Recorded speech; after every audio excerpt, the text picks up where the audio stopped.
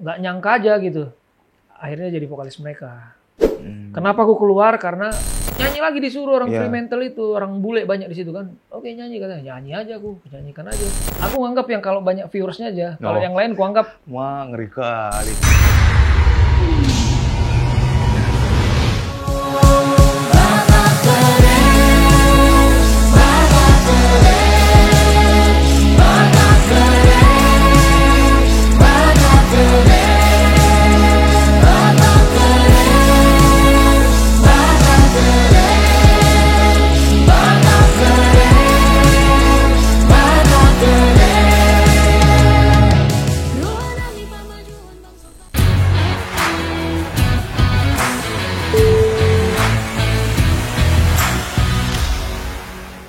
Oke dengan BK, kali ini kita kedatangan seorang penyanyi ganteng. Terus juga aku manggil beliau Lae karena orang istri atau orang rumahku baru tajulu. Mungkin dari thumbnail kalian udah tahu, ini dia Lae Alek Rudiat Hutajulu. Makasih tuh Lae udah mau datang. siap lah aku. Lebih enak dipanggil Alek Hutajulu, Alek Rudiat Hutajulu. Sama aja, semua Sama aja aman ya? aja bebas. Tapi Karena memang namaku semua kok itu. Secara panggung, Alex Tajulu. Alek Hutajulu ya. Sekarang, ya. Oke. Inang Bau aku nggak ikut lah ya. Lagi ada ini tadi, ada kerjaan sedikit. Oke, tapi nanti dengan BK kita izin ke Le Alek untuk Inang Bono Pita Dewi datang ke podcast MKB. Bisa lah. Tadi dari rumah? Iya, dari rumah tadi. Langsung. Langsung ya? Iya, mendarat di Cibubur. Ini dengan BK tahu nggak kalian, ini kita syuting jam 2 pagi loh. Iya. Tapi kalau sama Le Alek memang harus begitu. Biar enak. Biar semangat. Biar semangat gitu loh. Le, boleh tahu nggak, Le dari setahu kan dari Parapat ya? Iya. Benar nggak? Asli. Lahir di Parapat? Lahir dan besar di Parapat. Main-main masa kecil segala macam di Parapat? Di Parapat. Sekolah di Parapat? Di Parapat. Sampai SMA? SMA di Parapat. Pernah sekolah di luar Parapat? Enggak, pas kuliah aja. Langsung ke Bandung. Langsung ke Bandung? Tembak langsung ke Bandung ya? Langsung di Bandung. Oke. Berarti secara masa kecil Le Alek dengan BK itu semuanya di kampung, di Parapat lah? Asli, ya di betul. Samosir. Parapat, tepi Danau Toba. Parapat, ya, Parapat. Tapi secara berbahasa Batak, Tarombo, masuk lah ya? Bisa lah. Aman lah ya? Aman lah. Kalau untuk basic Tarombo Batak itu ya pasti harus tahu lah, minimal marga kita aja. Ya. Biar nggak pas di perantauan tiba-tiba ketemu dengan tubuh dan lain-lain. Malu kita nanti kan. Ada pernah gitu lah ya. Marga Manulang ketemu aku. Sama si Otang kan serajuluan kami kan. Horas lah ya kan. Dipanggilnya aku lah ya. Salah. Harusnya parah gitu, adik Parah, abang gitu. Sering kayak gitu memang. Kalau nggak ngerti dia kayak ada dulu kawanku marga Sinaga. Pindah dari Jakarta. Pindah ke Parapat. Jadi Dia lahir di Jakarta? Lahir di Jakarta. Okay. Entah kenapa lah, alasan sesuatu, pindahlah keluarga ini ke Parapat. Sekolah di Parapat. Di sekolah itu Batak semua kan. Pas ditanya, "Oi, kau Sinaga dari mana?" katanya. "Aslimu Sinaga dari mana?" "Dari Pondok Rangon," katanya. Nggak ada. Salah. Itu makanya perlunya Tarombo dan minimal adatnya kan. Tahu. Salah dia. Itu dengan BK. Tapi aku juga dulu sempat nggak tahu juga lah ya sebenarnya. Aku kan lahir di Kalimantan. Cuman pas bapak pindah ke Tanah Jawa itu Simalungun, Siantar lurus lagi. Terus pernah ditanya, dari mana kau Otang? Kalimantan gitu. Ya, pernah juga aku. Tapi pelan-pelan bapak ngajarin. Iya memang. Sama kayak anakku juga aku ajari itu. Kalau nggak diajari, Hutajulu dari mana? Dari Pulau Mas katanya. Orang menganggap biasa aja, memang betul dari Pulau Mas. Tapi akhirnya lahir di situ. Iya, maksud orang itu kan kalau kita Batak, Hutajulu dari mana? Baru dijawab dari Lagu Boti. Betul. Gitu lah. Betul. Ada lagi, kita kan Batak ada generasi kan. Nomor berapa kau katanya? Urutan keberapa? Iya, kalau nggak ngerti nomor 1 katanya. Itu kan masih generasi pertama, kedua, ketiga kan? Iyalah. Gitu, kalau nomor 1. Iya. Pertama sekali lahir lah itu. Minimal kita tahu itu kan, Tarombo, marga-marga kita dulu apa, nomor berapa generasinya, udah. Iya, setuju sih. Berarti gimana sih Le kalau masa kecil Le di Parapat? Kan kalau kemarin kami pernah nyebrang tuh, BK pernah ada media partner Toba Marathon. Iya. Terus kita nyebrang dari Parapat itu kapal feri kan. Aku lihat anak-anak di sana tuh itu yang apa? Koin apa? Iya, nangkap Berenang, koin. merange gitu kan. Lai juga pernah. Iya, jadi kan rumahku itu cuma 300 meter dari air itu gitu. Oke. Dari Danau Toba aku besar di Tepi situ. danau. Kalau kalian nyampe masuk Parapat itu, kebetulan kan daerah kami itu perbatasan antara Toba dan Simalungun. Masyarakatnya Toba, tapi kabupaten kami kan Simalungun. Oke. Nah itu. Persis di Danau Toba itu yang kalau ada patung itu, disitulah aku dulu masa kecilku. Aku namanya itu kalau kami bilang nangkap koin itu ciling. Ciling. Oh. Marciling katanya. Jadi kalau ada turis gitu dari Malaysia dari apa, mereka lihat dia lempar koin. Nah, sampai nangkap itu pun kita taruh sini. Jadi kalau libur minggu kita jam 6 udah ke pantai bebas namanya di Parapat itu, kita di situ berenang, nggak pulang jam 7 malam. Kita makan di situ dari hasil koin itu kita kumpul di sini. Kita kumpul, baru nanti ada tukang pecel datang, itu kita makan, main di situ. Nggak pulang kalau nggak dicari bapak dulu kan. Wah, dihajar dulu baru pulang. Aku ngalamin kayak gitu dari situ. Oke. Proses di situ. Kayak mana dulu caranya itu lah? Kan uang logam, ada uang kertas. Dan ada teknik itu menangkap itu. Orang-orang di Parapat juga pasti tahu yang perciling itu. Jadi kalau nangkap koin dilempar begini, cep begini, nangkapnya itu kalau awal-awal pasti kita nggak bisa karena coba kalau aku tanya secara teori kita lempar koin ke bawah gimana jatuhnya? Ya bisa kayak gini, bisa tiba-tiba ngiuk gitu. Ya ada yang begini kan. Ya. Jadi kalau nangkap itu kita nyelam ke bawah, set gitu. Awal-awal kalau nggak ngerti pasti gini, nggak dapat. Nah gini aja kita berhenti, set nanti dia akan ketemu di sini. Gini dia. Gitu. Kalau kertas? Lebih gampang. Makanya kan sekarang kan tapi udah lama jatuhnya ya. Iya, udah manja-manja kali. Pak C, Ya, kertasnya Pak C. Ya gampang lah ditangkap. Makanya kan kadang kalau koin, kalau udah sering lempar koin itu, kita lempar aja gini, cup gitu biar masuk dalam, ngerjain gitu. Pernah nih, Sereno nih. Pernah lah ya. Iya, kadang mereka dikerjain. Ngeri kali abang ini. Katanya. Iya, gitu-gitu. Lempar. Dilempar dia. Rupanya ke sana. Iya. Ini nih, waktu kami nyebrang. Aku ngalamin itu lah ya. Aku dari Parapat asli dari kampung. Tapi belajar berenang sendiri dong. Iya. Kalau ketahanan napas. Iya. Jadi di kampung itu kalau Laya di Ajibate itu ada ferry besar itu.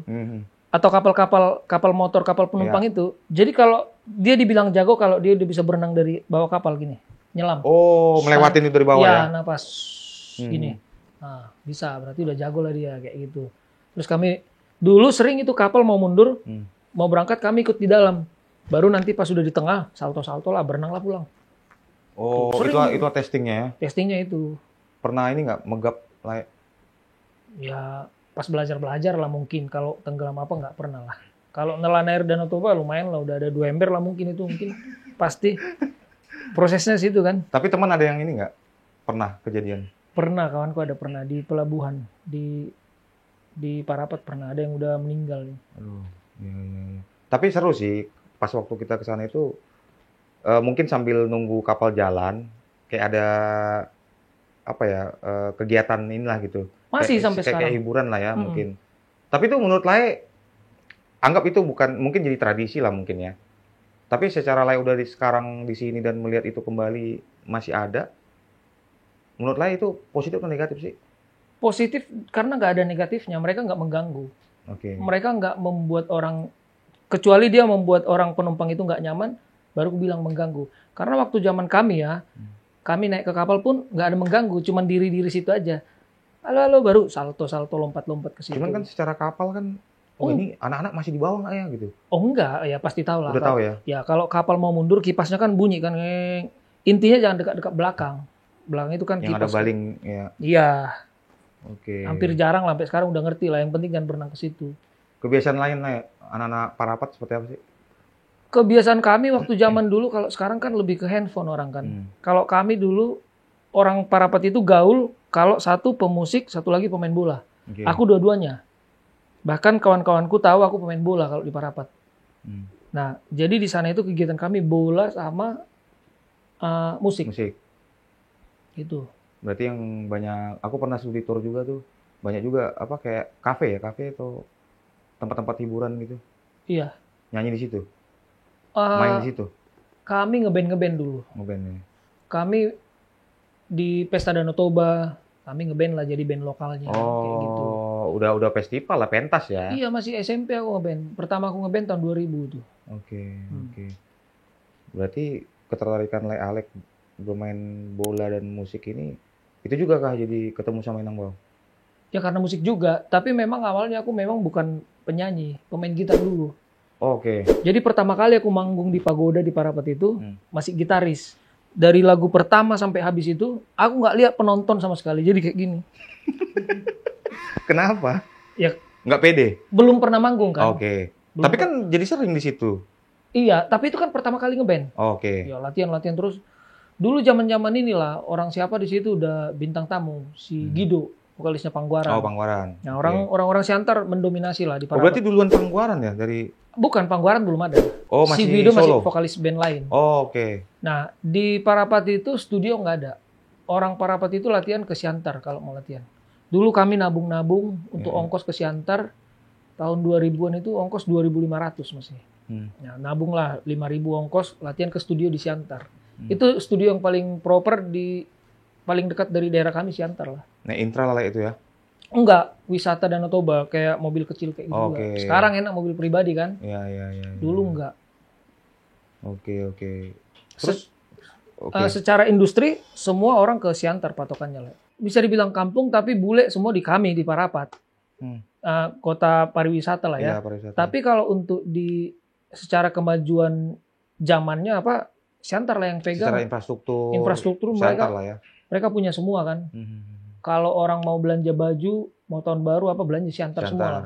Parapat itu kota kecil ya, bule banyak. Dari kecil tapi kalau bahasa Inggris jago semua. Iya. Basicnya kan ngomong dengan bule-bule gitu. Berarti lah udah mantap lah bahasa Inggris nih. Ya bisa lah, intinya nggak bisa lah diomong-omongin orang itu kita. Ngerti lah kita apa yang dia bilang. Baru aku mau bahas kayak tadi ini si Bang Marco kan. Ngomongin orang tapi pakai bahasa Inggris atau bahasa Batak. Berarti lah kalau diomongin orang pakai bahasa Inggris langsung tahu lah ya kan? Pasti tahu lah. Apalagi dulu aku pernah tinggal di Singapura dulu. Tapi beda bahasa Inggris Singapura kan masih Singapura ada Melayu-Melayunya. Melayu-Melayunya, oke. Niatan Lai atau Lai jadi suka musik tuh karena apa Lai? Abangku itu penggemar berat Guns N' Roses kan. Jadi kamarnya itu dulu semua poster-poster band. Zaman-zaman dulu gitu kan. Sabtu kita beli poster musik.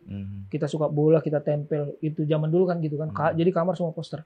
Mau nggak mau pengaruh dari lingkungan itu.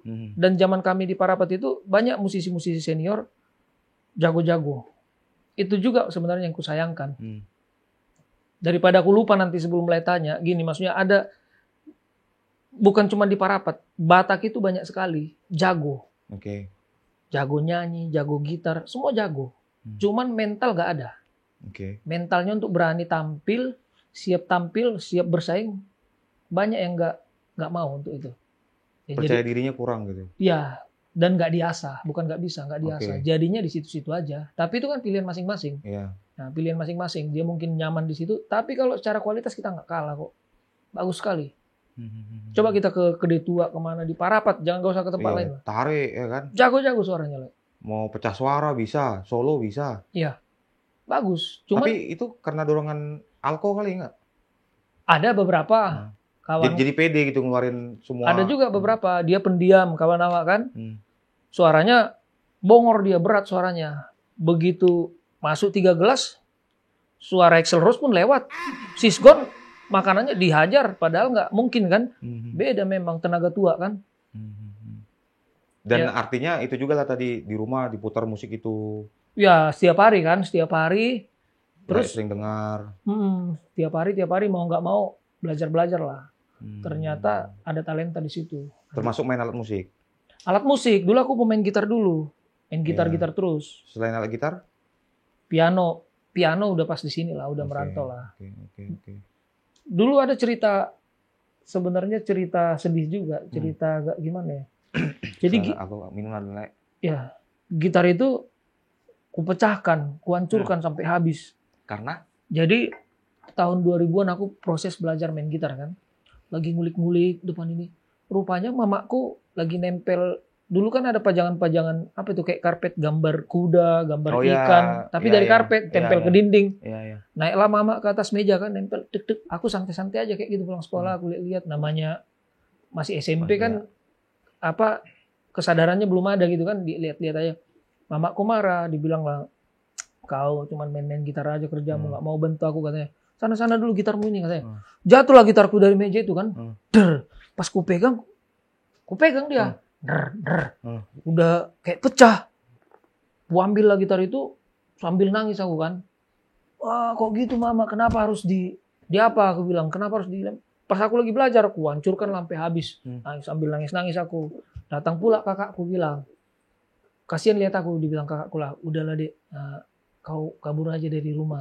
Harusnya kan, harusnya kan jangan ngajarin gitu kan, sabar ya harusnya gitu. Kakakku bilang, dia ngebela aku maksudnya, udah kau kabur aja dari rumah. Biar, untuk ngapain? Biar mamaku nyari, biar sedih, biar menyesal mamaku gitu kan. Dia bilang, iya kabur aja kau dari rumah. Aku sambil nangis kan, kabur lah aku ke rumah kawanku dekat situ juga. Kabur, ya kayak gitulah, karena lapar balik lah.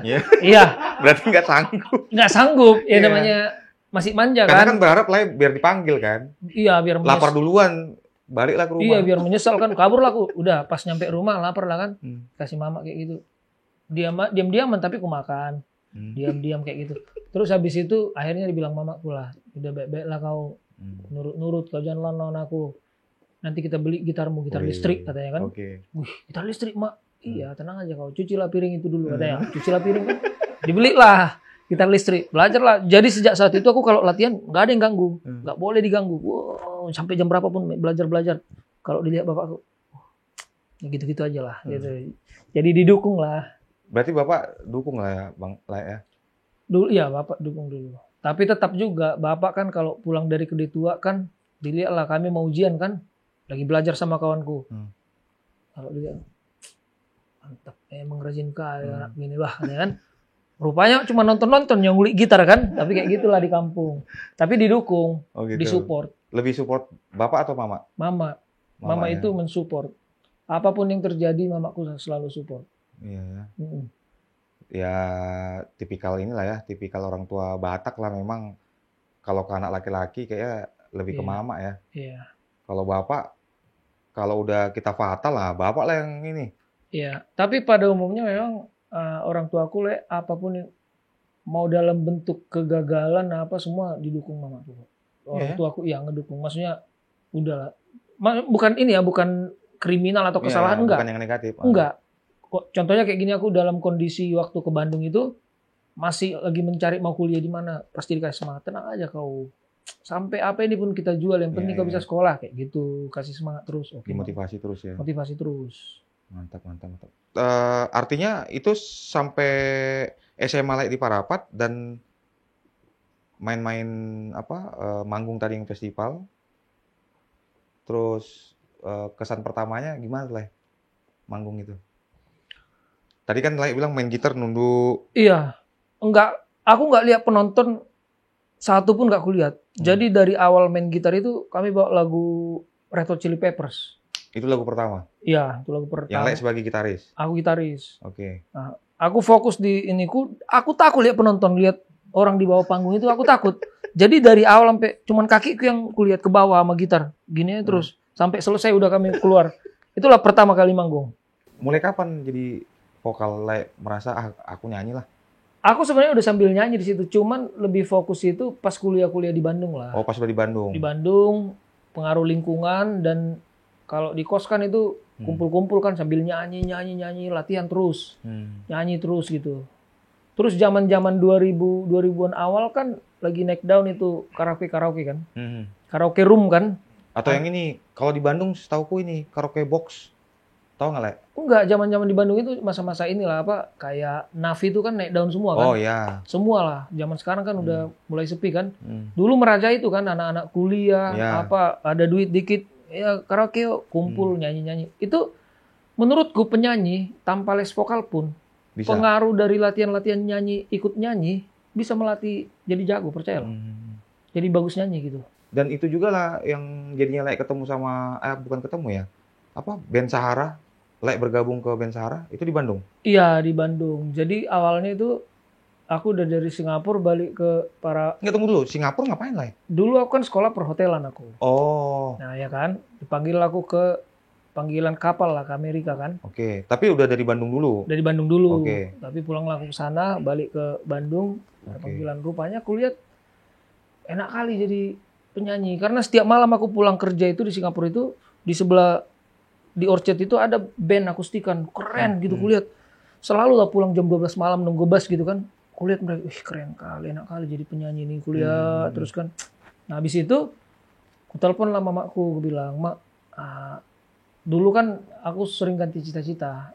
Kadang kuliah orang pelaut, jadi pelaut lah aku, Mak. Aku bilang, oke, kata Mak kan, oke. Karena dukung terus mama bilang? Dukung, oke bagus katanya. Jadiin lah aku, oke, aku bilang. Nah, pas di Bandung itu aku bilang lah, Mak, mau jadi penyanyi lah aku bilang. Oh iya, jadi kayak mana kuliahmu itu?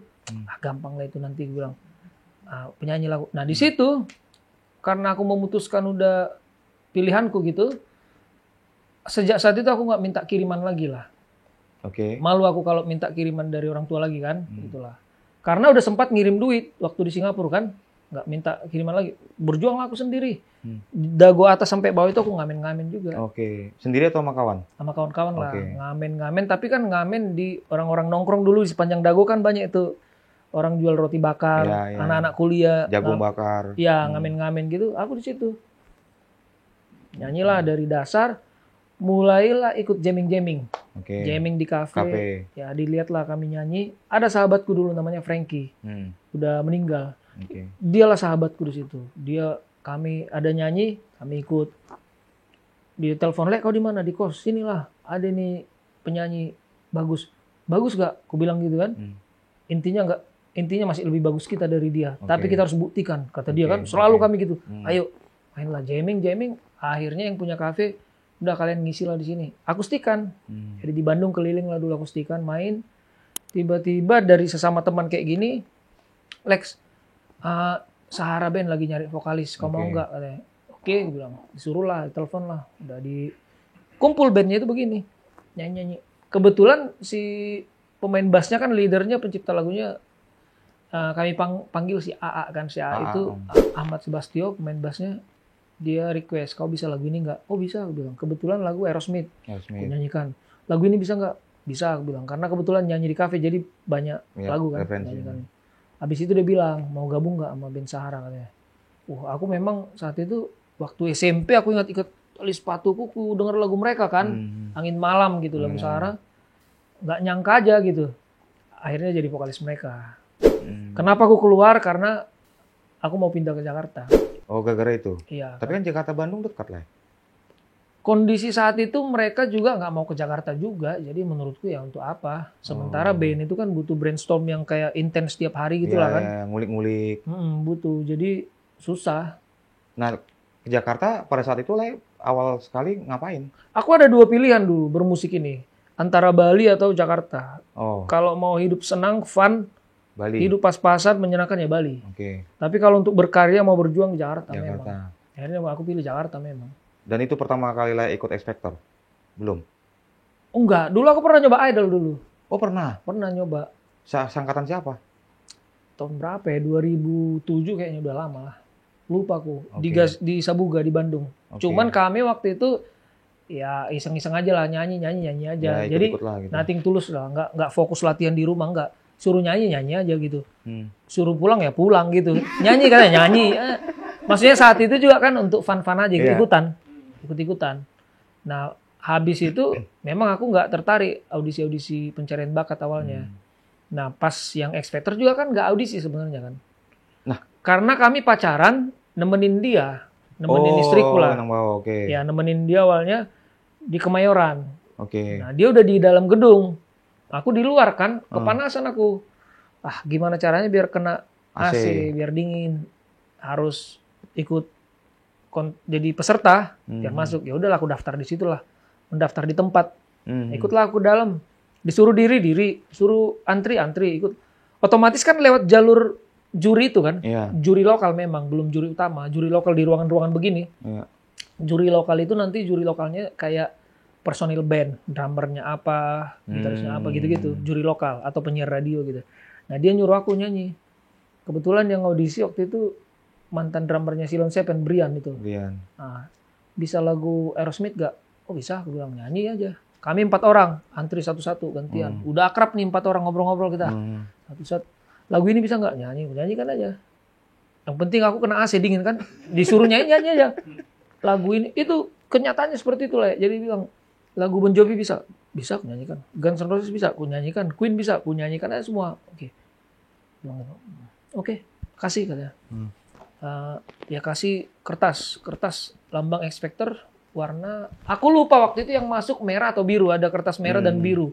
Intinya dikasih lah merah untuk ditempel di sini ya? Enggak, dipegang untuk dibawa. Dipegang. Jadi nanti jalan lagi. Ada 2 jalur lagi diikuti. Yang merah ke sini, yang biru ke sini gitu. Kita nggak tahu mana yang masuk dan yang keluar gitu. Dikasih lah. Kami yang berempat tadi yang segerombolan jalan saling lihat-lihatan, kau warna apa? Aku biru, aku merah waktu itu. Aku merah. Kita nggak tahu mana yang masuk gitu. Nah, pas di jalur ini ada 2 jalur kayak penghakiman. Kau masuk ini masuk neraka, ini masuk surga gitu kan. Padahal sama-sama nggak tahu bilang. Kita nggak tahu mau kemana. Oh, jalan lah. Akhirnya kami berpisah, yang udah bareng kita kan, kau yang biru, aku merah. Jalan set. Bro, lu situ iya. Dadah ya. Ternyata yang lanjut itu yang merah, aku lah lanjut. Oh gitu. Berpisah lah makanku, dadah gitu kan. Lanjutlah masuk ke video booth. Habis itu ada lagi audisi. Untuk kayak ek-ek-eknya gitu ya. Nyanyi lagi disuruh orang Fremantle itu, orang bule banyak di situ kan. Oke, nyanyi katanya. Nyanyi aja aku, nyanyikan aja. Gaya-gaya aja situ toh, nggak ada persiapan kan. Gaya-gayaan nyanyi. Kayak gini disuruh nyanyi. Habis nyanyi, oke. Nah, dibilang, "Lex, nanti kamu akan ditelepon," katanya. Ya udah, aku pun nggak berharap. Memang kadang-kadang sesuatu yang kita harapkan belum tentu ini. Kadang datang sendiri ya kan. Nah, tapi kalau emang udah rezeki kita, apapun ceritanya datang kan. Nah, aku telepon, aku tanya lah istriku, "Gimana, kamu udah ditelepon belum?" "Iya, aku udah ditelepon." "Kau gimana?" "Ya nggak ada, belum," aku bilang. Tiba-tiba ditelepon juga. "Halo Mas Alex, tolong disiapkan 4 lagu. 2 Indonesia, 2 Barat. Katanya. Saya lanjut, Mbak. Iya, nanti akan ketemu juri utama. Katanya. Bilang lah, sama lah lagi kami ke RCTI. Dan di audisi yang pertama itu, yang di Somebody to Love itu jam 4 pagi tuh.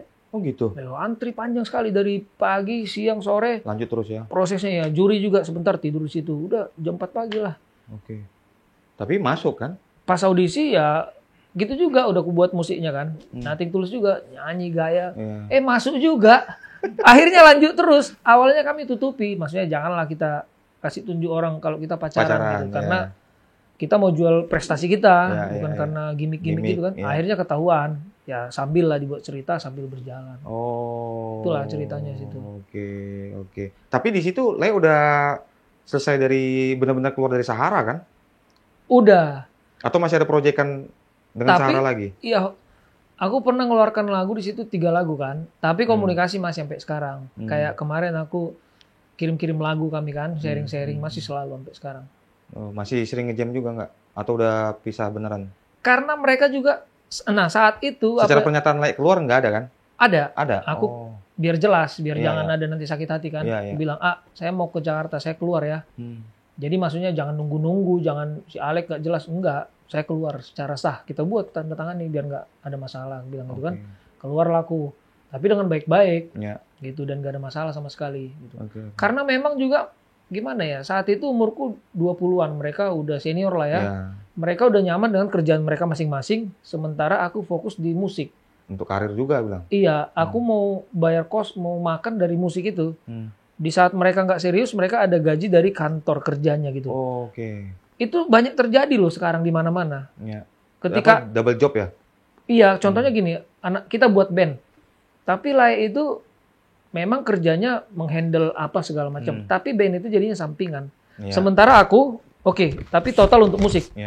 Begitu Lai fokus dengan kerja Lai, aku yang akan terlantar. Kasus seperti ini banyak di anak band. Nggak hanya anak band sih Lai sebenarnya. Bisnis lain pun kena. Betul, maksudnya aku ngomongin di dunia entertaining lah. Contohnya kayak kawan-kawan ini, dia ada yang PNS, dia gaji bulanan, tapi musik ini sampingan, tapi dia buat band. Sementara pemain yang lain ada 2 orang yang fokus memang ya cari duit di sini. Di band ini ya. Ketika ini sibuk dengan kerjaannya harus upacara besok di sekolah gitu kan, memimpin upacara, yang ini jadi korban. Iya sih, benar-benar. Apalagi ini musisi caleg ya. Aku masuk musisi caleg. Jadi caleg. Siapa? Ada kayak gitu kan? Ya, misalkan dia pemain musik nih, atau band yang bilang. Terus tiba-tiba lagi masa pilkada, mencalonkan. Ikut ikut jadi Iya, banyak peserta memang. kan gitu kan. Banyak memang. Kayak apa kemarin? Ungu ya? Pasya Ungu. Iya kan? Iya, banyak. Mau nggak mau teman-temannya nunggu atau mau kasih keputusan bubar juga nggak tahu kan? Iya, waktu itu aku sempat ada project sama Onci kan. Nah, waktu itu Oh, aku lihat tuh. iya, Pasya itu masih jadi wali kota. Wali kan? kota.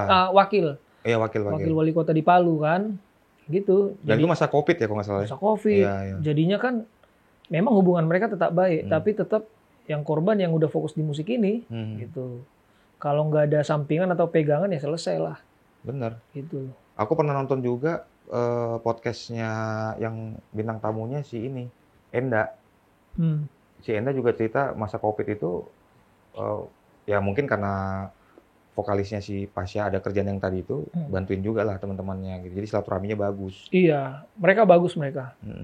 Jadi pas udah selesai jadi wakil wali kota, mereka balik lagi kan. Iya. Itu keren sih. Ya, tapi balik lagi kalau ekonomi goyang kan berat juga kan, Le?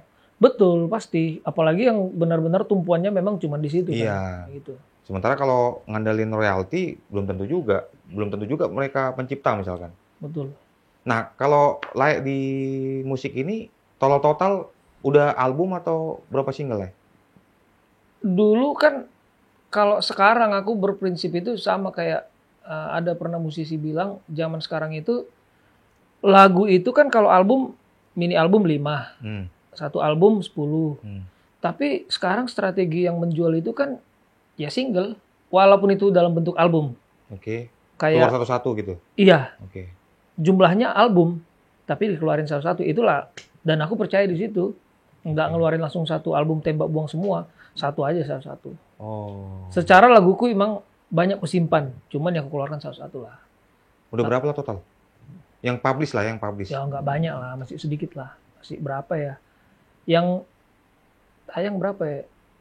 Aku nganggap yang kalau banyak viewersnya aja. Kalau yang lain kuanggap wah ngeri kali. Enggak buat aku. Karya lain. Enggak, maksudnya buat jadi penyemangatku lah. Ya. Tapi tetap itu memang berharga semua buat aku ya.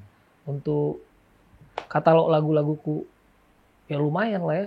Kalau yang kuciptakan ada 20-an, cuman yang kutayangkan baru berapa dikit lah. Baru dikit ya. Iya, baru berapa? 3 biji, 4 biji. Lebih ke Batak atau nasional itu? Campur-campur. Campur-campur. Ada Batak, ada Indonesia. Kemarin itu juga aku tes kan. Sambil santai-santai di rumah aku buatlah, mampu nggak aku sebenarnya gitu. Ya, aku tes lah, aku buatlah lagu Kono, ternyata banyak diminati. Kadang-kadang kita punya potensi tapi kita nggak mau mencoba mengeluarkan gitu. Ternyata aku bisa nggak aku menciptakan lagu gitu. Ternyata bisa. Ini lagu Batak yang maksud kan? Batak kan, aku tes lah. Nah, dan ternyata jadi, aku anggap lagu itu banyak peminatnya lah. Aku ya, oke juga view-nya kan? Ya lumayan lah. Di atas 10 juta lah. Artinya ternyata banyak juga yang suka ternyata gitu loh. Nah, artinya dengan melihat antusias yang mendengarkan lagu Batak Layak Ikon Ho itu, terus pernah layak buat compare nggak dengan yang versi nasionalnya, lagu layak yang nasional misalkan, lebih pede layak ke Batak atau nasional? Aku suka dua-duanya. Dua-duanya. Cuman aku untuk Indonesia butuh perjuangan keras lah ya. Kenapa?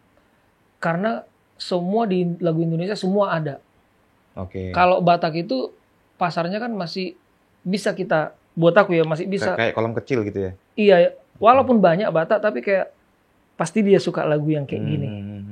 Kalau Indonesia banyak orang kalau untuk persaingan tinggi besar dan lebih luas. Betul. Dan jangkauan musik yang didengar juga udah kemana-mana gitu. Oke. Kalau aku menggambar Batak ini, pasar Batak ini kayak pasar musik Latin. Musik Latin itu bisa penontonnya sampai 2 miliar, 3 miliar, cuman mereka aja. Mereka fanatik, Batak itu fanatik. Dengar lagu Batak itu fanatik mereka. Jadi aku nangkapnya kayak gitu. Nah kalau untuk nasional kayak Barat itu, jangkauannya kan sangat luas. Jadi butuh perjuangan. Kalau aku menganggap ya hoki tetap. Oke. Prinsipnya kayak memancing lah, kita lempar 10 umpan, nanti harus ada yang nyangkut 1-2 gitu. Kayak begitu. Oke, apalagi di Batak ini mungkin dari sisi genre kali lah ya. Genre lah kita bilangnya. Belum sebanyak nasional. Kalau nasional udah jelas, siapapun bisa Iya. menyanyikan itu, Iya, nasional. membuat itu. Jenis musik apapun ada. Ada, ya. Dan bahkan di nasional itu nggak harus menciptakan lagu. Dari session player aja dia bisa hidup kok di Jakarta. Dengan kondisi bayaran kontrak sekian per tahun, bisa kok dari session player. Tapi kadang pilihan mau nyaman di situ atau berkarya. Buat lagu gitu ya. Buat lagu. Aku sih memang lebih ke berkarya. Cuman kan untuk persaingan kan sangat ketat. Intinya jangan menyerah lah, berkarya terus lah. Gas terus bilang. Harus. Mau kayak mana pun posisi, gas terus. Harus lah. Lempar 10 umpan, Betul. berharap kena 8 ya kan? Iya, kayak gitu. Kayak gitu juga lah prinsipnya. Oke. Nah, kalau tadi Lek bilang Batak main, nasional main. Ada nggak ini penyanyi Batak yang Lek favoritkan? Amang Jack? Itu pastilah legend lah. Kalau secara suara juga bagus sekali ya. Musisi Batak yang kusuka lagi my favorite singer, kayak bilang favorit. Kenapa? Kayak gitu kalau di Kedai Tua kayak gitu. Oh. Ya. My favorite singer. My favorite song. Oh. Musisi salah satu yang kukagumi bagus itu Bang Tongam Sirait. Oh, Bang Tongan. Itu dekat-dekatan rumah kan? Dekat rumah. Oke. Dia juga salah satu yang mensupport aku juga dulu pas ngeband, ayo maju like, ayo tampil gitu. Abang itulah satu lah. Oke, cuman 2 berarti? Iya, Mang Jack. Kalau yang kekinian sekarang yang kuanggap musiknya bagus-bagus ya itulah si Jun, Osen. Bagus, kuanggap bagus mereka bikin lagu. Kalau nasional? Nasional apa nih, band atau apa? Mungkin penyanyi lah ya, karena Lek kan penyanyi. Penyanyi ya. Penyanyi favoritku kan Once pastilah. Once ya. Hanya Once berarti. Once, Roy Bumerang. Oh. Itu idolaku tuh mereka. Roy Jekonia. Oke. Artinya Lek pernah berkolaps dengan mereka nggak? Sampai sekarang? Tahun 2011 kayaknya, 2000 atau 11 atau 12 ada konser itu 9 kota sama Vicky Sianipar, aku pembukanya. Oke. Penutupnya Once dulu. Oke. Nah, kami dulu masa-masa belajar gitar kan lagu-lagu Dewa kan. Hawa tercipta. Suka lah gitu kan. Aku pembukanya acara ini Gudang Garam di apa? Di Kisaran. Aku lihat dia terus, kayak gitulah orang ketemu idola kan. Lihat, bagus sekali. Aku lihat karisma dia, nyanyi apa. Karena kita mengagumi kan. Itulah, senang kali lah aku. Bang Vicky dulu yang buat gitu. Jadi pembukanya Candil, pembukanya Andi Rif. Aku lah yang buka-buka mereka dulu. Dan ternyata Once ganteng ya? Iya, dia proporsional lah. Kenapa ketawa lu, Jon? Awet muda. Iya benar. Dan itu tua beliau kan? Iya, kelahiran 70 kan. Sama kayak ini, apa drummernya itu lah? Iya. Siapa? Tio. Itu kayak masih muda tuh. Iya. Nggak apa lah. Dan makanannya ini tertata katanya. Nggak makan garam katanya. Nah. Nggak enak lah ya makan nggak ada garam ya. Ya nggak inilah. Iya kalau kita kan. Makanya bilang garam kehidupan ya kan. Iya kan. Ada rasa, ada ini. Sudah banyak makan garam asam gitu kan. Iya. Nggak enak lah nggak ada garam. Nah terus Lek pernah kulihat ini sama manajemen siapa? Ahmad Dhani ya? Pernah dulu di ada itu sama Mahadewa dulu. Oke. Konser 9 kota waktu itu ikut. Jadi vokalisnya atau? Iya. Tetap? Sebenarnya itu dulu kan proyekan kan. Oh, proyek. Iya, karena Dewa lagi vakum kan. Ya, nyelesain konsernya itu aja. Oke. Terus di X Factor, Lek berapa sampai ini urutan ke berapa? 8 aku. 8 ya. Inang Bau? 2 ya. Oh, berarti satu karantina dong? Sama karantina di hotel. Di hotel ya. Oke. Ini nggak sih Lek, masa-masa karantina itu ada coaching, ada latihan apa gitu? Nah, pas di X Factor itu aku banyak belajar Le. Jadi ternyata penyanyi itu bukan nggak cukup cuman bernyanyi.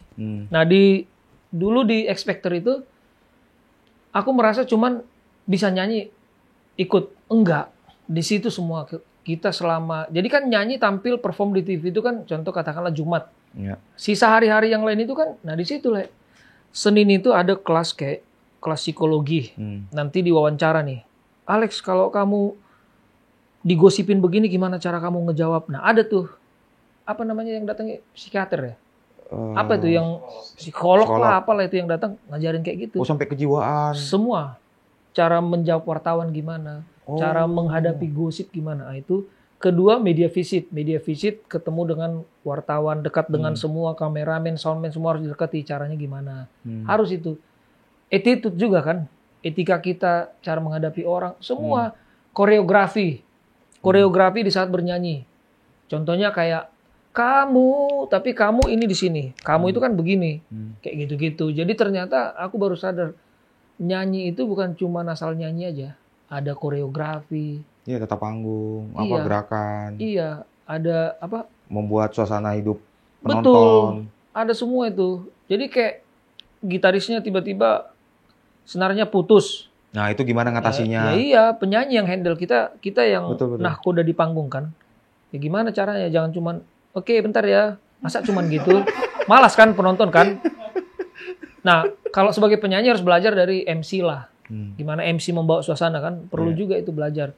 Wah, ada ini nih, ngobrol-ngobrol gitu. Belajar gitu benar-benar juga. membuat apa ngulur-ngulur ada sesuatu yang terjadi gitu. Pengalaman pahit dulu, Le. Apa Le? Pengalaman cerita di panggung lah ya. Kalau ini setelah X Factor ya? Atau pas masih dalam X Factor? Ini zaman waktu aku jadi pembukanya si Candil. Oh, yang tadi di salah satu pulau lah di Indonesia ini. Jadi penutupnya itu Candil, pembukanya aku lah.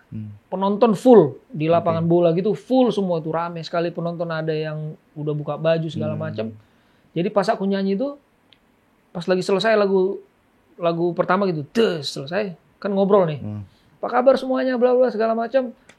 Tiba-tiba penonton itu teriak kayak gini, Candil, Candil, Candil. Padahal aku masih nyanyi kan, masih ada 2-3 lagu lagi gitu. Candil. Drop lah itu ya. Kalau mungkin mentalku nggak siap, aku nangis lah di situ pasti. Kalau nggak, kalau keluar ini kita jiwa kanak-kanakan atau nggak siap ya, marah, lempar lemit itu ke kepalanya itu kan. Ah, keong lah kau, apa kau rupanya gitu. Bisa aja gitu kan. Betul. Cuman gimana caranya menghadapi ini kan? Coba kalau pas gitu, artinya kan mereka nggak butuh aku kan, nggak enak atau gitu kan. Tapi memang kalau dilempar nggak ada. Caranya ya itu tadi, aksi panggung itu. Nah, improve lah aku dengan Bang Vicky. Oi, Candil ya, Candil. Lek di mana tadi Candil? Masih tidur dia, masih tidur. Sabar ya, sabar. Improve lah, bla bla bla segala macam. Lupa lah mereka. Oke, lagu berikutnya nih. Terus, tapi dalam hati kan, ngeri kali. Pas udah selesai nyanyi kan, wah, ngeri. Tapi akhirnya penonton pun ya udah aman gitu. Kalau kita tadi nggak siap mental, udahlah. Iya. Bisa nangis. Nangis. Kayak ini siapa stand up komedi kemarin tuh kan? Gara-gara dia lagi stand up. Terus di apa gitu, marah kan? Sini kau, maju, naik kau. Nah, ada band Indonesia pernah aku tonton di Gazebo di Bandung. Band terkenal, masih hit sampai sekarang. Dia dilempar, stop. Artinya mentalnya udah siap sekali kan. Dengan kayak begitu, kayak yang gua anggap yang tadi tuh ya nggak seberapa lah, itu belum ngalamin yang dilempar-lempar gitu. Apa yang band slang kan? Orang nonton untuk nonton slang, bendera slang kan gitu. Ada juga. Nah, artinya si pengisi acara sebelum slang, wah itu harus kuat mentalnya tuh. Iya. Harus kuat. Belum lagi nanti turun misalkan gitu. Iya, harus udah siap. Jadi mereka yang terkenal yang udah tinggi-tinggi itu udah ngalamin proses itulah sampai di stop-stopin kan. Kalau penyanyi kan mood itu berpengaruh kan. Iya. Lagi bagus disuruh stop acara misalkan. Iya, aku udah ngalamin beberapa kali hal-hal kayak gitu. Gimana caranya? Ini udah mau manggung. Waktu itu sama Mahadewa. Sama Mahadewa, kami di belakang udah ngobrol. Asik nih. Di Tangerang mau perform. Udah penonton udah ribuan, udah rame. Udah mau naik panggung nih. Udah semangat. Mood udah bagus. Udah kebangun moodnya. Tiba-tiba dapat, apa zaman dulu ya? SMS ya? Atau BB? Atau 2016 WA udah ada kan? WA. Dibilang bapakku harus dibawa ke masa-masa 2016 itu, masa-masa bapakku inilah. Proses sakit kritis sampai meninggal gitu. Bapak harus dibawa ke Medan, tiba-tiba gini. Wah, drop kan? Nah, udah mau naik panggung ini. Aduh.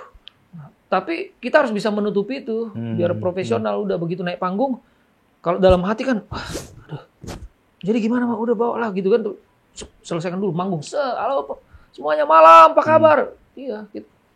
Jadi sandiwara memang saat di panggung perlu. Tapi secara inilah narik suaranya segala macam pengaruh juga lah ya. Enggak aman, maksudnya enggak terganggu. Disitulah diuji keprofesionalan kita gitu. Kita selesaikan dulu itu, selesai, tetap mau selesai itu mau mau nangis atau apa. Iya. Yang penting profesional dulu gitu. Yang lebih parah ini, besok aku balik ke Jakarta, habis apa? Aku di Parapat lagi merawat bapakku lagi kritis, ya kan? Tiap hari aku lihat gitu. Besoknya aku ada jadwal di Taman Mini. Acara. Harus terbang nih. Iya. Tapi malam ini bapakku meninggal. Malam ini bapakku meninggal, jadwalku besok di Taman Mini besok. Kondisi di Parapat ini. Ya aku pergi, aku tinggalkan bapakku. Meninggal kan malam ini. Karena Batak kan udah sahur matua kan lama kan. Nunggu ini lama lah. Ada seminggu baru dikubur kalau Batak kan. Oke lah, nggak apa-apa lah. Aku pergilah ke Taman Mini nyanyi. Panitianya bilang, wih, kau kok datang dek katanya. Kami tahu kok kabar. Nggak apa-apa kak. Tapi kan udah di DP, ya profesional. Oh ya udah bagus lah. Jadi pas di situ aku nangis, di backstage aku nangis. Bang Tongam ada di situ juga, dia juga udah peluk-peluk aku kan. Yang lebih parah ada di situ trio bawa lagu apa? Bawa itu pula. Yang untuk Bapak. Alusi mawamo. Oh iya. Aku bentar lagi nyanyi, habis dia aku nyanyi, 2 penyanyi lagi aku nyanyi kan. Aku nangis-nangis di belakang. Makin kena lah dengan lagu itu. Iya, nangis aku di belakang, aduh kayak mana. Habis itu dipanggil aku. Cuci muka dulu aku, nyanyi lagu. Bisa, aku selesaikan dulu. Habis itu berangkat aku lagi jam 5 pagi, balik lagi. Aku selesaikan dulu. Nah itu parah waktu itu. Nah kalau nggak profesional mungkin ya udah cancel aja, apalah bisa kan. Nah kalau lihat dari teman-teman penyanyi kita Batak ini gimana? Secara mental ya? Apa ya, kalau tanggapanku ya untuk, makanya kayak aku bilang tadi, penyanyi itu nggak cukup cuman jago suara. Atau lagunya bagus gitu ya? Nggak cukup cuman itu. Penampilan juga ada. Apalagi penyanyi. Gini, teorinya gini, kalau gitaris, katakanlah bodinya nggak dijaga. Gitaris itu buncit. Bisa masih ditutupi dengan gitar, piano, tutup piano, perutnya, drummer ketutup. Kalau vokalis, aku nyanyi juga gitu. Harus dijaga. Buat aku ya harus dijaga karena itu penampilan. Selain jago nyanyi, enak dilihat. Itu lebih satu package kan. Itu perlu. Dan banyak menurutku nggak terlalu menghiraukan itu. Ya nggak salah memang pilihan masing-masing. Buat aku, nyanyi bagus tapi industri yang udah kita jalanin ini harus kita ikuti. Selain enak didengar harus enak dipandang juga. Kadang lagu enak, lagu biasa-biasa, tapi karena contohnya di YouTube alur ceritanya bagus, kita jadi dengar kan? Karena cuma ngelihat visualnya. Tapi pas dibawakan di panggung, beda. Ya balik lagi tadi penampilan profesional seseorang itu diuji ketika manggung gitu. Apakah vokal dia itu cuma diedit, begitu manggung nggak bisa dipertanggungjawabkan? Menurutku hal-hal kayak gitu penting. Ya. Untuk di dunia Batak belum sedetail itu memang. Cuman kita udah mengarah ke sana, udah semakin bagus. Menurut Lai kenapa tuh? Karena memang nggak aware, nggak paham. Kan kalau tadi kan Lai cerita di karantina X Factor memang diajarin sampai ke psikologi juga kan. Nah, apakah memang teman-teman penyanyi kita tuh? Karena menurutku ya, aku bersyukur memang aku udah ngalamin tahap itu. Ya, melewatin itu. Iya, karena yang lain bisa dikatakan nggak melalui tahap itu. Jadi mungkin banyak yang nggak ngerti juga. Tapi mungkin kalau diikutin itu banyak yang nggak mau lagi. Karena mungkin menghabiskan waktu. Ditambah udah sering dipanggil juga nyanyi misalkan. Iya, jadi cuek. Kayak gitu. Baru kemakan lagi waktunya untuk produksi lagu baru misalkan kan. Betul. Syuting video klip. Iya. Karena memang semua itu kan butuh proses ya? Proses kan. Sama kayak aku kemarin ngobrol si Yosen lah. Dia itu tertata semua. Bikin video klip kayak gini, harus ada skripnya. Itu bagus. Sebenarnya emang harus kayak gitu. Dan ada tim juga harus ada pastinya. Tim memang. Kalaupun nggak ada tim, ya di apalah, dirunut satu persatu ini begini. Bisa dibantu kawan-kawannya. Nanti begini ceritanya pelan-pelan. Cuman proses lebih lama kalau nggak ada tim kan. Nah tadi Lai belum jawab tuh yang pernah kolaps yang dari sisi Bataknya, orang Batak, penyanyi Batak.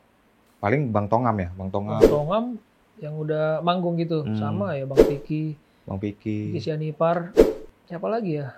Kalau sepanggung ya banyak lah. Oh, kemarin yang konser Anak Niraja sama Posan, Tobing, Posan, Osen, Jun, Bang Dorman Karani. ya. Siapa lagi teh? Kalau Dorman sama Rani udah sering. Udah sering ya. Udah sering sepanggung lah. Tapi kalau untuk ini lagu, Kalau lagu aku sekarang lagi akan ada karena aku sekarang lagi pengen collab. oke. Jadi Featuring ya. featuring. Ada penyanyi bagus, penyanyi terkenal Batak lah. Siapa tuh? Ada lah, nanti nunggu Okta keluar. Siotang. Hah? Lagi proses rekaman. Oh gitu. Ini baru keluar anaknya atau memang udah pernah punya lagu sebelumnya? Spill dikit lah ya. Udah hits. Oh, udah hits. Udah hits. Wah. Lagi naik daun. Cewek cowok? Cowok. Oh, tahu aku nih kayaknya. Tahu nggak? Kayaknya tahu aku nih. Terus ada lagi Hmm. sama band terkenal juga, Batak juga. Band Pangwaran, Enggak, Maxima. band Mula, Siapa? Orang Siantar. Bukan band mereka. Bukan ya, apa namanya? Oh, Grup. grup ya? Grup. Oh, mereka nggak main band ya? Enggak, mereka lebih dipanggilnya grup sih. Grup ya? Iya. Nah, itulah. Ada kan, cuman belum selesai liriknya. Oh, tenang lah ya, nanti konser kita collab lah nanti. Oke ya? Iya, aman itu. Aman lah. Kita Enggak kan kalau ke Batak keren kan bebas lah ya kan? Yoi. Beda kalau CS, kalau bintang tamu yang lain kan harus formal. Kalau kita kan kita yang ngatur waktu. Selo. Ini aja dengan BK kita syuting udah jam 3:30 nih, 4 subuh. Iyalah. Nggak ada istilah telat-telat. Nggak Ya kan? ada. Kapan kita mau mulai? Ya Pokoknya lah ya, nanti aku izin juga sama teman-teman SRF, teman-teman Jun ya kan. Kan nanti ikut juga di acara kita. Langsung mainkan aja lah ya, collabs. Ya, bisa ya. Kita kan promotor yang inilah. Nggak perlu izin kan? Aman itu. Kebetulan kan kita ada studio. Nah, coba lah di mana tuh? Mungkin Ya. dengan BK. Iya, buat kawan-kawan juga yang di Jakarta ada studio. Kita buat studio itu studio profesional lah, dengan alat-alat yang standar profesional juga. Ada live recording, studio latihan, rehearsal, live recording bisa, rekaman juga bisa. Ruang podcast juga ada semua. Okta udah kesana kemarin. Ya, mantep. Ya, buat kawan-kawan mau ini latihan silahkan hubungi Batak Keren. Hubungi Okta Siotang. Berapa persen nilai? Hah? Berapa persen? Aman lah nanti itu, bro. Yang pasti makan minum aman lah untuk Aman ya. kru-kruin semua. Iya. Project, namanya Bambu Studio. Nah, Di Pondok Bambu. Kalau kawan-kawan mau datang silahkan. Kalau melalui Batak Keren pasti diskon. aku padahal mau markup tadi. Hah? Enggak. Ya pasti diskon. Kalau mau di markup sama kalian apa terserah kalian. Yang pasti ke aku sekian, ke kalian berapa sekian. Bebas. Oke, nah tadi kan itu ini Lae lah ya, pengalaman Lae bernyanyi terus dengan dongan-dongan Batak. Menurut Lae lah dulu, kenapa sih suara orang-orang Batak itu tinggi? Kalau yang sudah identik karena di kampung suka teriak-teriak katanya gitu kan. Kenapa ya? Padahal enggak kan sebenarnya? Enggak juga. Kalau suara orang Batak kan banyak juga yang ngebas banyak. Aku aja Batak nggak tahu nyanyi aku. Ya, makanya aku bilang kayak gini, karena memang Batak itu kan emosional. Emosional itu kayak mendengar lagu itu langsung ke bawah gitu. Tapi karena kita udah didoktrin dari dulu itu kalau suaranya bisa jadi aku bilang pencetusnya juga kayak amang mertuaku lah. Amang Jack. Karena udah meledak dengan lagu-lagu nada tinggi, jadi itu patokan orang Semua Batak. ngikut. Iya. Kalau nggak tinggi nggak paten. Bukan Batak gitu. Nggak Batak. Katanya lah. Jadi udah terdoktrin itu dari generasi ke generasi. Kalau sebenarnya dibilang tinggi semua nggak juga. Iya, nggak juga sih.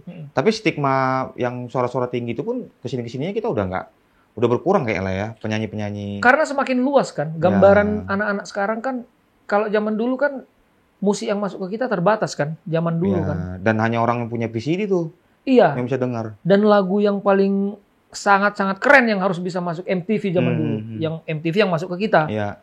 Sekarang musik indie semua apapun udah ada. Bebas di mana-mana. Referensi ke warnet apa udah denger lagu kan, anak-anak main game musik. Betul. Jadi lebih luas.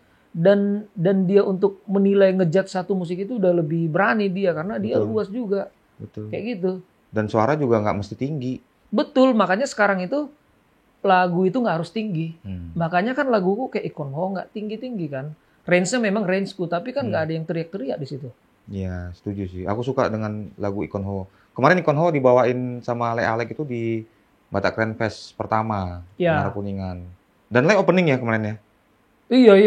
Le Alek openingnya. Mm-mm. Langsung Oh, iya. lampu pang, berdiri tepuk tangan segala macem. Seru sih. BK Fest namanya ya? BK Fest. BK Fest 1, tribute to Jack Marpaung.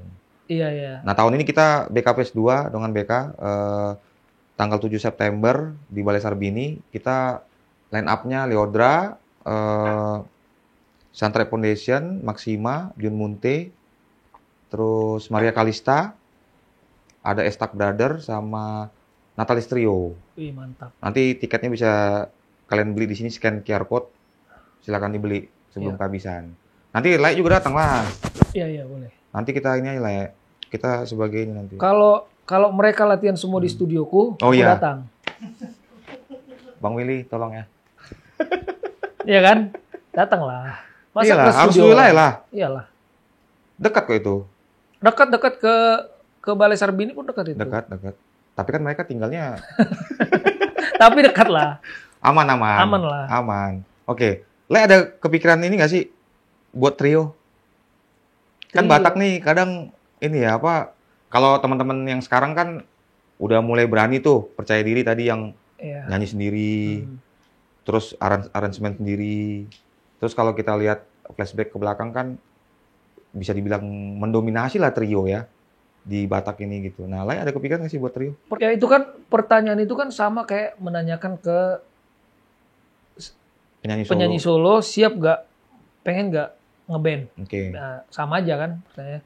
Kalau buat aku udah nyaman dengan solo, memang bisa aja, paling ada kemungkinan untuk kolaborasi aja Oke. dengan dua penyanyi. Berarti Featuring. Kalau untuk trio kayaknya enggak lah.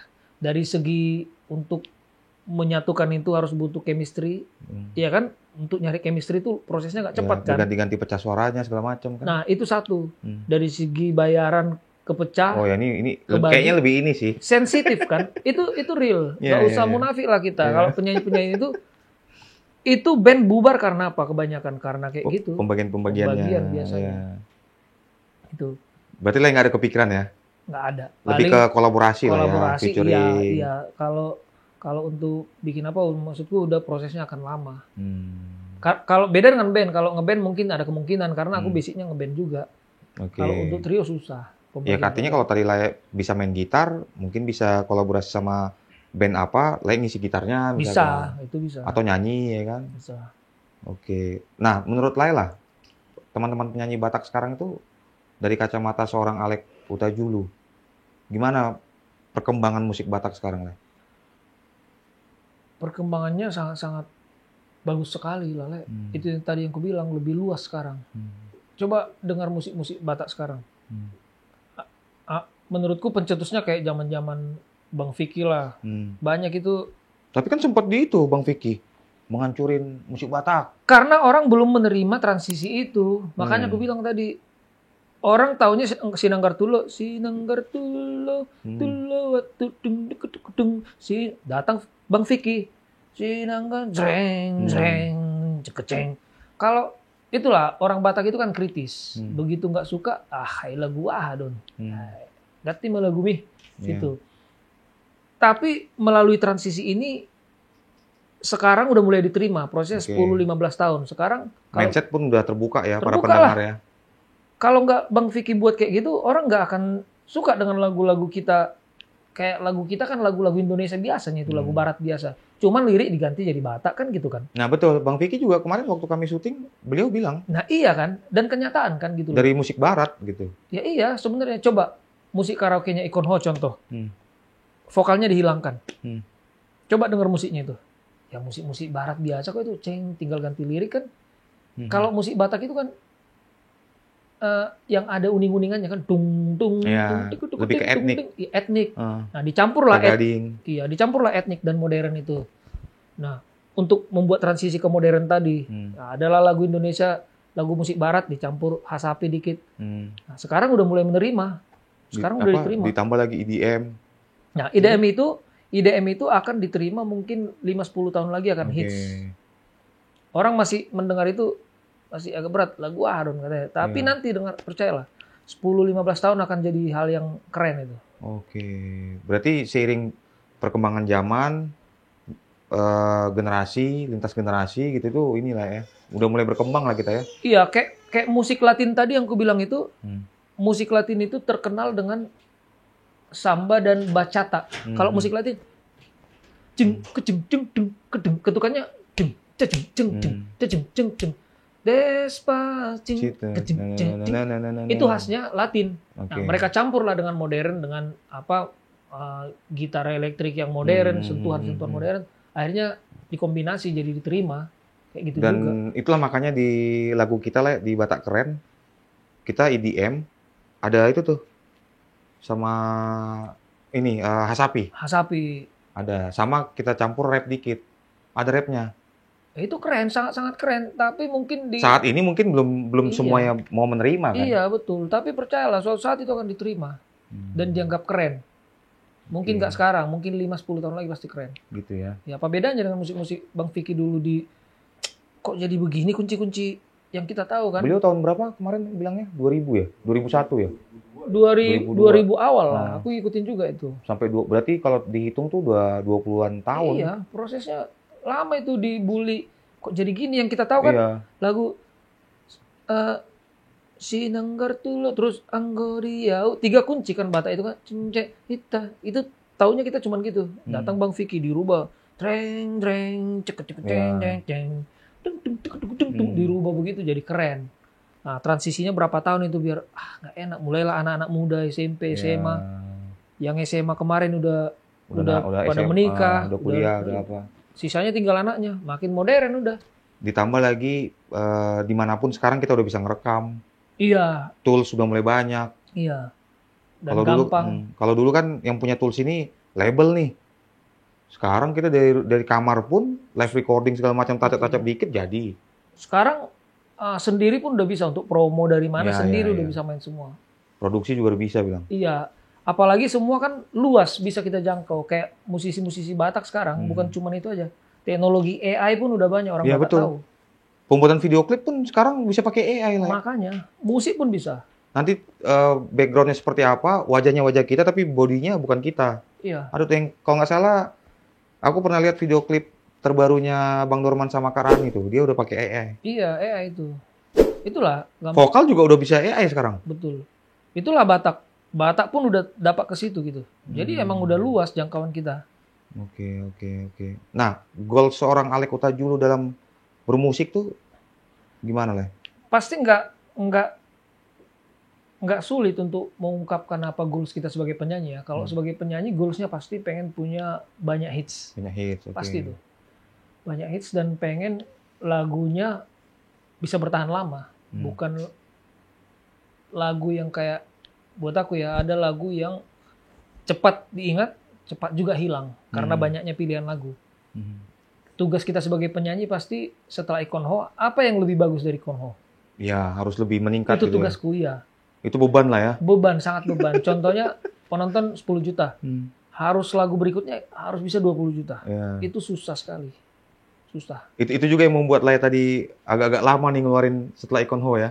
Iya, aku mengeluarkan lagu itu mikir gitu. Bisa aja aku buat kayak asal-asal. Saking gampangnya sekarang di rumah bisa semua, mixing, mastering pun bisa, klip-klip seadanya pun bisa. Tapi nggak di situ, maksudnya kalau emang benar-benar kita pikirkan matang, sekali-sekali lah keluarkan. Sampai ke produksinya, video klipnya pun harus matang lagi lah ya. Iya. Kan yang cerita Ikonho itu kan ngetek sendiri tuh. Iya, makanya aku bilang satu lagi tadi, yang penting untuk musisi sekarang, zaman sekarang, nyanyi nggak cukup. Itu tadi harus ada etika dan lain-lain kan. Attitude segala macam itu. Ada lagi. Dulu aku anggap cuma nyanyi. Sekarang aku bisa nyanyi, bisa ngoperate, bisa main alat, bisa mixing, bisa mastering, bisa ngedit video, harus bisa semua. Ya jangan kayak gitulah. Enggak. Hilang nanti job kawan-kawan kita. Artinya aku bisa, tapi nggak semua aku kerjakan. Ketika aku buat contohnya studio, apapun yang dia kerjakan aku tahu. Dia mau ngedit, mau pakai apa aku udah tahu. Artinya ketika kita buat tim, buat aku ya, aku udah untuk sendiri aku bisa semua ini. Jadi apapun yang kau sentuh di situ pakai efek apa untuk ngedit apa, aku udah paham. Jadi minimal kita tahu lah. Kita udah tahu. Jadi kita bisa chemistry-nya cepat dapat. Contohnya si abang itu ngasih tahu kalau ngedit begini. Oh yang ini ya, udah nyambung kita. Ngomong pun udah nyambung. Dan nggak mudah di ini lah, ditipu-tipu orang. Itu ada yang kayak gitu tuh. Ada yang kayak gitu. Dibilangnya ini lama bang ngeditnya bang, bisa 3 hari nih. Kok pakai apa rupanya? Pakai ini. Ini 1-2 jam jadi kan gitu. Iya. Kayak kami di kampung dulu diminta uang book katanya. Uang apa itu? Book berbahasa Inggris. Besoknya datang lagi uang buku katanya. Besoknya lagi uang penggaris habis itu balobas. 5.000 uang balobas. Apalagi itu balobas. Apa itu apa? Habis itu ruler. Kayak gitu. Itu. Ya kan? Kalau kita udah tahu. Iya. Dan maksudnya kayak karena aku rasakan dulu gimana punya lagu, punya karya tapi mau rekam mahal. Terus susah untuk ngambil punya alat itu harus ini katanya kita nggak ngerti kan. Sekarang gampang. Tinggal rekam, pasang DAW di laptop, oke guide. Tinggal bikin bagannya, rekam, mixing, gambar, vokal pun bisa digambar. Semua akhirnya kita pahami. Setuju. Berarti artinya Lai tadi menyarankan modal lah. Aku bilang modal lah itu ya, skill lah ya. Skill lah. Si penyanyi itu nggak hanya vokal atau suara, nggak hanya acting, nggak hanya attitude, tapi peralatan apa, toolsnya. Contohnya kayak aku nih dilempar ke satu tempat sekarang, katakanlah ke kampung-kampung. Kalau aku ada laptop sama gitar ini, bisa aku buat musik karena di situ pun udah bisa. Karena skill itu udah ada di sini kan, itu perlu. Iya, setuju sih. Perlu sekali itu. Nah, ke anak, pengen nggak jadi mengikuti jejak bapaknya? Aku lebih apa ya? Karena let it flow aja. Karena orang tua aku kan mendukung apapun yang kulakukan selama itu bagus, selama aku bisa menjaga diriku untuk lebih bagus gitu. Aku dukung dia, tapi memang karena mamanya penyanyi, bapaknya penyanyi, opungnya penyanyi, dia bisa nyanyi. Kemarin ada aku buat dia nyanyi, aku mixing, aku gambar dikit-dikit, enak. Lagu Amang Jack dinyanyikan dia. Udah publish belum? Belum, nanti kan anak kecil kan. Kalau nunggu mood dia mau. Iya, pas waktu take vokal. Iya, mau apa dulu katanya, mau apa? Silver Queen kita beli dulu, nunggu moodnya kan. Kalau kita kan nunggu dibayar, kalau dia mau dibeliin apa dulu katanya. Beli ocok bereng katanya, beli dulu kan, baru semangat dia. Itu baru untuk take vokal, belum mau untuk shoot video klip. Ya macam-macam, kan? Banyak lah. Mau ini ada PR-nya, udah besok lah, tunda. Gitu-gitu. Tapi bisa nyanyi. Tapi aku nggak memaksakan untuk dia harus jadi penyanyi. Harus penyanyi ya, enggak ya. Berarti apa yang disuka ya udah kita dukung aja gitu ya. Iya, karena sekarang kan luas kan, YouTuber juga bisa kaya kok. Kalau emang itu nggak apa-apa. Kalau emang IT pun bisa ini, semua yang mana aja yang bagus gitu, nggak apa-apa. Setuju. Nah ini mungkin inilah ya, dari sudut pandang Le Alex sebagai penyanyi, tadi udah kita bahas juga, terus modal apa yang harus dimiliki. Nah ini buat Dongan BK, ada nggak nih pesan-pesan Le untuk Dongan BK ini bisa survive atau bisa berkarir lah dalam sebagai penyanyi? Ya, saranku sih untuk Dongan BK, itu tadi di kampung di mana-mana banyak nyanyi bagus, banyak yang punya lagu, cuman dia nggak tahu cara merekamnya. Sekarang semua ada di YouTube kok. Kalau emang ada niat belajar di YouTube semua ada, cara merekam, cara edit, cara mixing mastering semua ada. Kalau emang ada niat lihat di YouTube itu. Saranku nyanyi aja nggak cukup. Minimal tahu mengoperasikan alat lah. Etika tadi. Konsisten ya kan Le? Konsisten betul. Ada etika itu pun penting. Kadang-kadang kita janganlah dulu di mana-mana, di Batak aja di dunia kita, cuman dilihat sepintas saja dibilang sombong gitu kan. Ya itu memang hal yang nggak bisa kita hindari. Contohnya ada penyanyi nih, lagi jalan dia tiba-tiba ada orang mau minta foto, kita nggak tahu penyanyi ini sakit perut mau berak dia kan, saya kali perut katanya. Dikiranya entah apa. Gitu. Mau aku panggil tadi rupanya cepat kali dicueki kami, sombongnya itu katanya. Padahal kan lagi sakit perut dia. Ya, orang kan cepat ngambil kesimpulan itu dan kita nggak bisa memaksakan itu kan.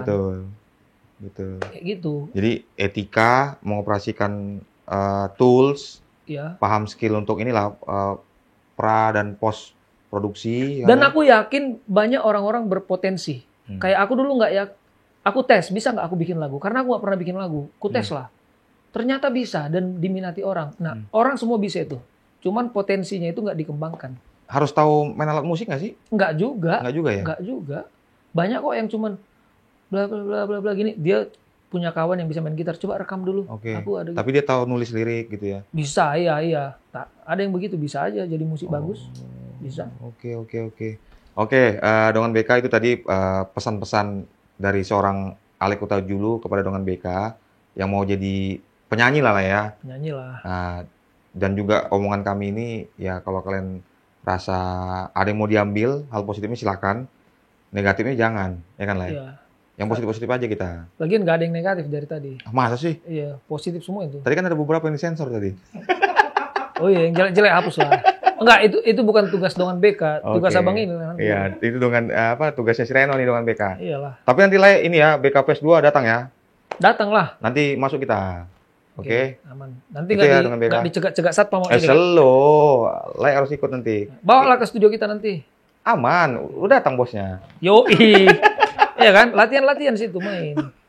Oke, dengan BK cukup sekian obrolan kami dengan Le Alek Utajulu. Jangan lupa juga nanti beli tiket kita BK PES 2.0 di tiketapasar.com nanti buat di sini tanggal 7 September di Balai Sarbini. Oke, dengan BK, terima kasih.